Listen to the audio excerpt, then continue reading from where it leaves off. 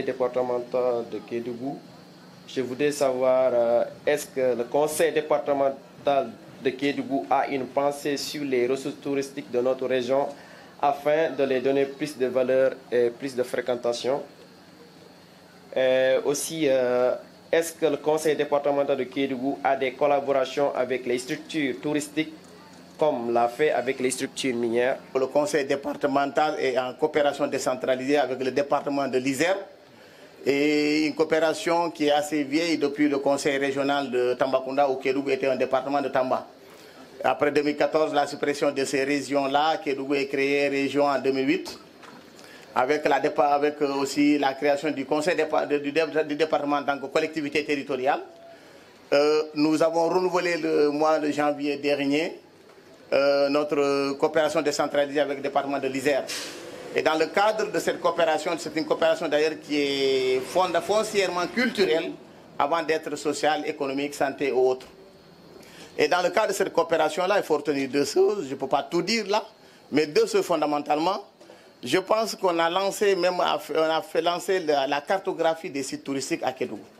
Il y a beaucoup de jeunes de Kédougou qui ne connaissent même pas que Kédougou est un vivier culturel. Mais l'autre grand projet aujourd'hui qui se trouve entre le département de l'Isère et le département de Kédougou, soutenu par l'ambassade de France, soutenu par le ministère français des Affaires étrangères et le ministère sénégalais des collectivités territoriales, c'est le projet intitulé la piste du Caméléon. Cette piste du Caméléon, le département de Kédougou a voulu aller au-delà du département. Parce que Kédougou département, c'est 7 communes. La piste du Caméléon va intéresser 12 communes. À partir de Médina Bafé, dans le Saraya, jusque dans le pays Bassari.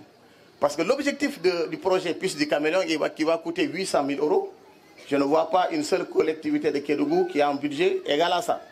800 000 €, vous le multipliez avec 656 francs CFA, vous allez trouver c'est combien en CFA. Et l'objectif fondamental, c'est de rendre attractifs nos terroirs, les différentes communes, mettre en valeur ces communes en créant quand même des infrastructures socio-communautaires de base. Autrement dit, c'est ce qu'on appelle le marketing territorial. C'est rendre attractifs nos collectivités, attractifs nos terroirs pour permettre à nous-mêmes, nous Sénégalais, de développer la culture, le tourisme local. Parce que j'ai beaucoup mal quand j'entends les gens parler de tourisme. Ils pensent automatiquement à l'étranger qui doit venir chez nous, aux blancs qui doivent venir chez nous. Le vrai tourisme, c'est la découverte de notre propre pays. Quand vous voyez les Sénégalais qui vont à Paris, première des choses, aller prendre la photo avec la tour Eiffel. C'est un monument touristique, mais artificiel. On a la cascade de Nefelo ici, il y a toujours des enfants de Kédougou qui ne savent pas que la cascade existe. Il y a la cascade d'Imboli, les gens ne savent pas que ça existe. Il y a des, comment dire, Itatou. Itatou est plus ancien que Gorée, que vous connaissez. Et encore qu'à Gorée, les historiens peuvent me témoigner. Le site que vous visitez à Gorée, ce n'est pas ce site qui a accueilli les esclaves.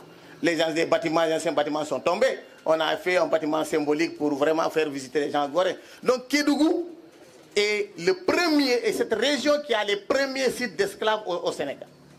Les plus naturels. Itatou, un premier site. Le premier site se trouve à Saraya, à Garé-Bouléa. Beaucoup de gens ne le savent pas. Je lui demanderai de passer au siège du projet Piste du Caméléon. Ils ont leur bureau en face de la Sodefitex de Kédougou. Il pourra trouver davantage d'informations.